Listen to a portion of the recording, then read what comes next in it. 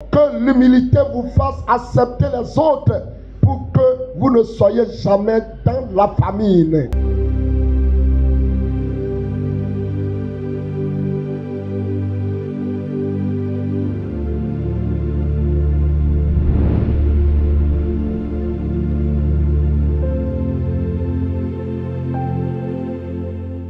Nous sommes toujours dans Genèse au chapitre 41, verset 8. Le matin, Pharaon eut l'esprit agité et il fit appeler tous les magiciens et tous les sages de l'Égypte. Il leur raconta ses songes, mais personne ne put les expliquer à Pharaon. Verset 14. Pharaon fit appeler Joseph. On le fit sortir en rate de prison. Il se rasa, changea de vêtements et se rendit vers Pharaon. Verset 15. Pharaon dit à Joseph, j'ai eu un songe, personne ne peut l'expliquer. Et j'ai appris que tu expliques un songe après l'avoir entendu. Verset 16. Joseph répondit à Pharaon en disant, ce n'est pas moi, c'est Dieu qui donnera une réponse favorable à Pharaon. Mais bien aimé, le thème de ce matin, c'est pour toi, c'est pour moi. Et c'est pour l'humanité entière. C'est pour tous les chrétiens de par le monde. C'est pour tous ceux qui veulent accomplir la volonté de Dieu. Qu'est-ce qu'on appelle la famine? Souvent, quand nous parlons de la famine, la plupart des personnes ont seulement le regard tourné vers la nourriture. C'est vrai. On peut avoir la famine par rapport à la nourriture. Mais on peut aussi avoir la famine par rapport à la santé. On peut avoir la famine par rapport à la prospérité. Il y a plusieurs domaines de famine. Tant qu'on peut manquer de quelque chose, c'est qu'on peut être dans la famine par rapport à cette chose-là. Mais Dieu ne l'a pas prévu pour nous comme cela. Dieu a prévu l'abondance pour chacun de nous depuis le temps d'Adam, depuis le temps de Noé, depuis le temps d'Abraham, depuis le temps des Israélites en Égypte. Quand il leur promettait des choses, il leur disait, je vous conduirai sur un territoire où abonde le lait et le miel. Israël arrivé à Canaan a trouvé l'abondance. Jésus venu sur la terre a promis l'abondance. David en disant Somme chapitre 23, il dira, l'Éternel est mon berger et je ne manquerai de rien. Voyez des songes que Pharaon a eu en Égypte. Et selon ces rêves-là, il y aura 7 années d'abondance. Mais après les 7 années d'abondance, il y aura 7 autres années de pauvreté, 7 autres années de famine. Et lorsque Joseph expliquait les rêves à Pharaon, il lui disait, lorsque les 7 années de famine vont arriver, tout le pays de l'Égypte sera totalement ravagé. De telle manière qu'on ne sache pas qu'il y avait eu 7 années d'abondance. C'est un problème réel. Et si on n'y rien fait, c'est que les 7 années de pauvreté là vont arriver. Et la parole de Dieu dit, lorsque Pharaon a eu ces 2 rêves, le matin, tout dans son réveil était agité dans son esprit. Il était agité dans son esprit. Car Dieu a parlé à son esprit. Dieu a déposé un mandat dans son esprit auquel il doit chercher la solution. Il a convoqué tous les sages et tous les magiciens de l'Égypte. La Bible précise clairement tous les sages et tous les magiciens. Mais personne n'a pu expliquer les rêves à Pharaon. Cependant, Pharaon a envoyé appeler Joseph. Ça, c'est l'humilité. Pharaon pouvait dire qu'il s'auto-suffit. Il pouvait dire, je vais essayer. Mais lorsqu'il a entendu parler de Joseph, lui-même, il sait qu'il n'a pas la solution. Malgré qu'il est roi. L'humilité l'a fait accepter la proposition. Quand on lui a parlé qu'il y a un jeune hébreu qui peut t'expliquer les rêves, Pharaon a été humble. Par humilité, il a envoyé appeler Joseph. Et lorsque Joseph était venu, il a honoré. Il lui a dit, j'ai entendu qu'on a dit de toi que tu peux interpréter des rêves lorsqu'on te les raconte. Et Joseph aussi, tout en étant humble, il a dit au roi, ce n'est pas moi qui vais te donner la réponse, mais Dieu, celui que je sais, celui qui m'a établi, celui qui m'a donné mandat, celui qui m'a fait rêver, c'est lui qui va te donner la solution.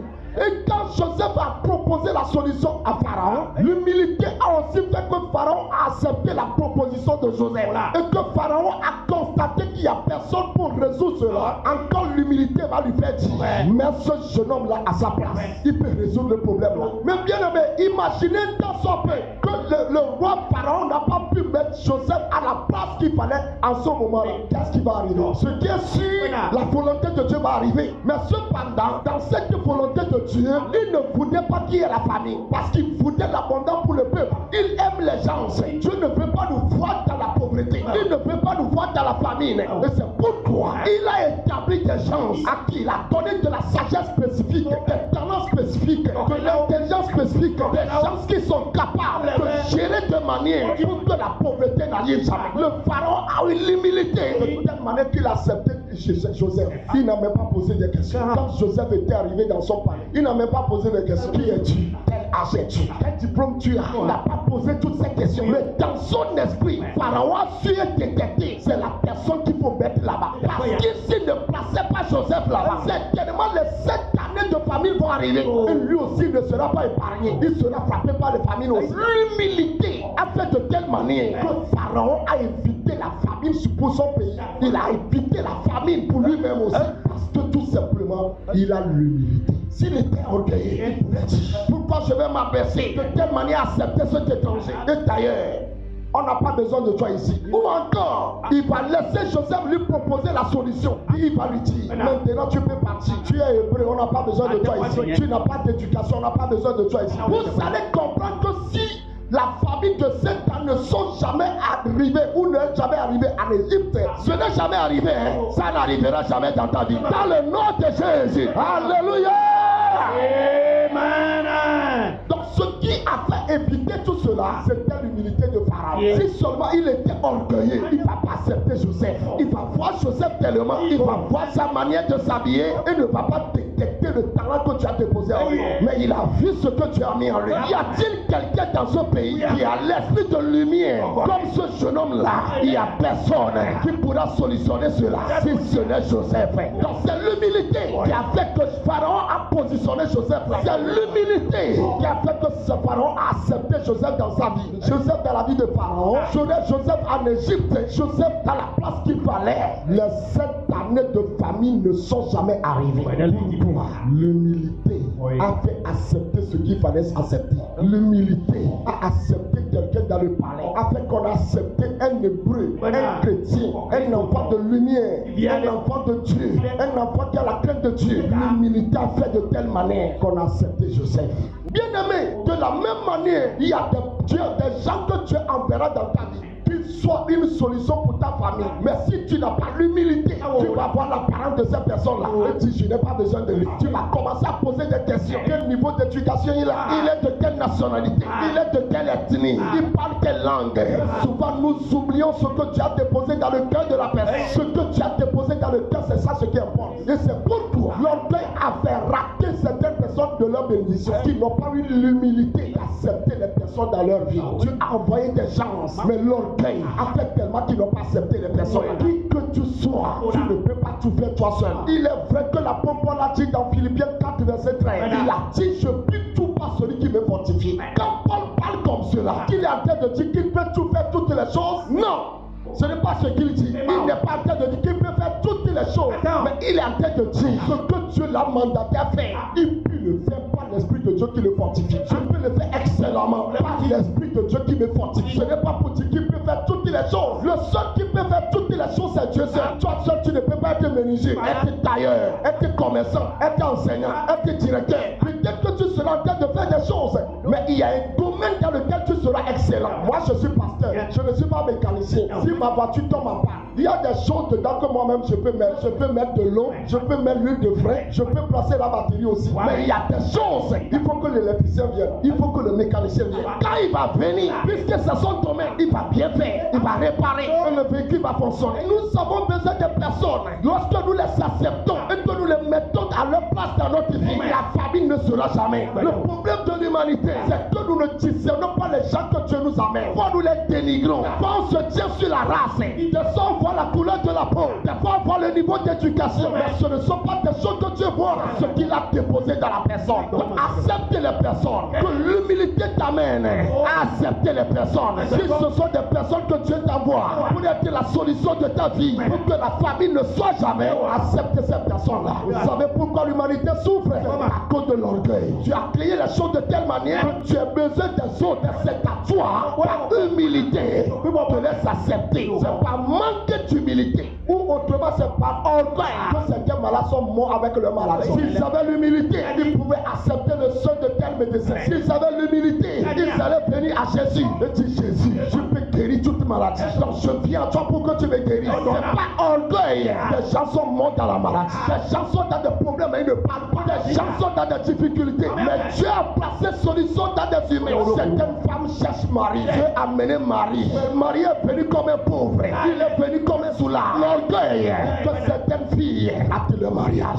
Ce n'est pas le type que je veux. Est-ce que tu as discerné que c'est la personne qui a ta solution? Que l'humilité nous fasse accepter les autres. C'était ça le secret de Pharaon. Il faut que le monde soit humble pour accepter les chrétiens. Aujourd'hui, je vois les gens en train de critiquer l'église. Je vois des gens en train de critiquer les pasteurs. Oui, c'est vrai, il y a des faux, mais il y a des vrais aussi. Il y a des fausses églises aussi, mais il y a des vraies églises aussi. Que l'humilité fasse le monde accepter l'église. Il faut que le monde sache qu'il a besoin de l'église. Parce que Pharaon, c'était le plus grand magicien de son temps. Toutes les sectes perverses du monde entier ont pris leur origine en Égypte. La magie vient de l'Égypte. Mais Pharaon de l'Égypte, du pays de la magie, a accepté un enfant de Dieu. Il a accepté un enfant de lumière. Il a accepté Jésus dans son palais. Il a accepté la lumière dans son palais. C'est pourquoi en son temps, l'Égypte n'était jamais dans la famille. Mais c'est quand ce Pharaon-là est mort, le Pharaon qui va venir, c'est lui qui a été méchant à l'endroit des Hébreux. C'est lui qui a été cruel à l'égard des Hébreux. Sinon, le Pharaon du temps de Joseph avait de la crainte pour le Dieu de Joseph et pour Joseph lui-même. Et puis, il respectait Joseph. Il respectait l'Israël aussi. Pourquoi? Il a vu la lumière en eux. Il a vu que c'est eux qui ont sauvé leur nation. Que le monde d'aujourd'hui ne pense pas que la magie va les sauver. La magie n'a pas sauvé l'Égypte. La sagesse du monde ne peut pas sauver ce monde. Le Pharaon était entouré de sages du monde et de magiciens. Eux tous étaient convoqués pour solutionner le problème. Mais ils ne pouvaient pas. Dans la magie, ce n'est pas le temps de courir à l'idolâtrie. Le monde doit se tourner vers Jésus. Le monde a besoin de l'église. Le monde a besoin des vrais pasteurs. Nos dirigeants ont besoin de l'église. Nos pays ont besoin de l'église. Nos nations ont besoin de l'église. Ainsi, nos nations ne seront jamais dans la famille. Tu veux nous voir dans l'abondance. Mais je te parle. Aie l'humilité pour accepter les gens qui vont t'aider. Dis que tu sois, tu as besoin des autres. Ne vois pas ton niveau de richesse. Et tu dis que celui-là qui s'est habillé de façon humble, tu n'en as pas besoin. Tu as besoin des autres. Accepte-les dans ta vie. La famine va partir. Je prie pour toi ce matin. C'est fini ta famine. Je dis c'est fini ta famine. À compter de ce matin, les personnes que Dieu t'enverra, que Dieu t'ouvre les yeux pour les accepter dans ta vie. Les personnes que tu amènes dans ta vie pour te bénir. Peut-être ils ne vont pas venir avec un trésor, un confort, mais ils vont venir avec la sagesse. Ils vont venir avec l'intelligence. Ils vont venir avec des propositions. Que Dieu te donne la sagesse de ne pas voir ce qu'ils portent physiquement, mais de discerner le dépôt de Dieu en eux, afin que tu leur donnes de la place dans ta maison, afin que ta maison soit bénie, afin que ton commerce soit béni, afin que ta famille soit bénie. Dans le nom de Jésus, je prends autorité ce matin. Toute famine que tu traverses, avant de venir ici ce matin, reçois la solution. Reçois la solution. Reçois. Que ce soit du point de vue mariage, enfantement, travail, nourriture, carrière, spirituellement, socialement. La grâce de Dieu te solutionne ce matin. Je dis la grâce de Dieu te solutionne ce matin. Tu ne traverseras plus par les années de famine. Dieu te délivre ce matin. Jésus te délivre ce matin. Le Saint-Esprit te délivre ce matin. Sois délivré de tes années de famine. Je dis sois délivré de tes années de famine. Reçois des années d'abondance. Dans le nom de Jésus. Je te demande pour acclamer le Seigneur Jésus. Si tu désires de te repentir et donner ta vie à Jésus, répète après moi. J'ai besoin de toi, Seigneur Jésus. Merci pour ton sacrifice sur la croix à cause de mes péchés. J'ouvre la porte de ma vie et je te reçois comme mon Sauveur et mon Seigneur. Gouverne ma vie et fais de moi celui que tu désires que je sois. Amen.